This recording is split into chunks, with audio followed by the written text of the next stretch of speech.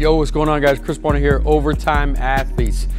For today's video, what I want to discuss is basically piggybacking off the last couple of videos that we did where we discussed the best exercises, isometric exercises to increase vertical jump. Well, if you've been following modified triphasic, the phase that comes after that is where we stress the eccentric modality maximally to reap the benefits, right? And that's all about the stretch phase of the stretch shortening cycle or of your dynamic movement. So if you were to look at a jump, it's essentially the down phase, how you kind of load and spool up to be able to produce force, right? It's all about absorption here. And the way that I like to kind of break this modality down is into two separate ones. This is how I like to stress that eccentric. Over here we have deceleration focused exercises, okay? And then over here, I like to have basically accepting force. Now, while they're both intertwined and you're obviously decelerating when you're accepting force, this is how I like to kind of think of it and break it down so that we can maximally stress this modality. So when it comes to this deceleration over here, I like to do it in two ways. One, I like to do it with a higher velocity, right? So higher velocity movements, what does that look like? Things such as single leg snap downs, where an athlete is tall and being able to purposely, with intent, be able to catch themselves through that range of motion at a faster velocity.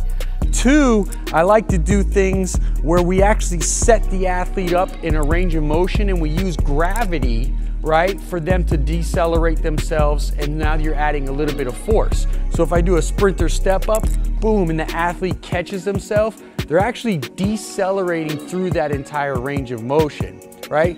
One, we're using deliberate speed. Two, we're using gravity and a little bit more resistance to go through that dynamic movement. And the second half of these are all about accepting force. Now, your traditional accepting force exercises are things such as your depth drops, right? Where we basically stand off a platform and we step off.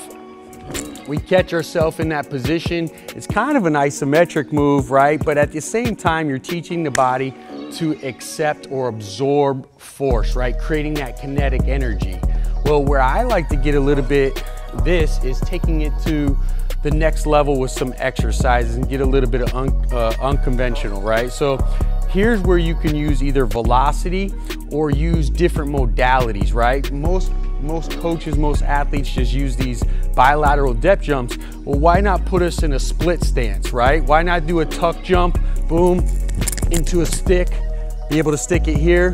Why not do a Russian lunge where we're here, be able to jump up, use gravity, stick that position right here? It's obviously a lot more aggressive, a lot more complex.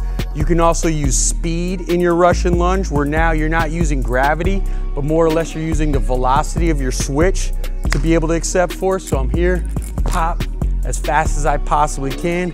Again, teaching the lower half to generate and create as much energy, but also accept as much force. So there you have it. There's basically two different parts, where one, we're running through a full range of motion on that pre-stretch. Two, you have it where we're trying to accept or absorb as much force as we possibly can. And those are your best eccentric exercises to get a bigger vertical jump. I hope that helps. Hey, if you're interested in a full program down below, check out the link in the description. I'll see you guys next time.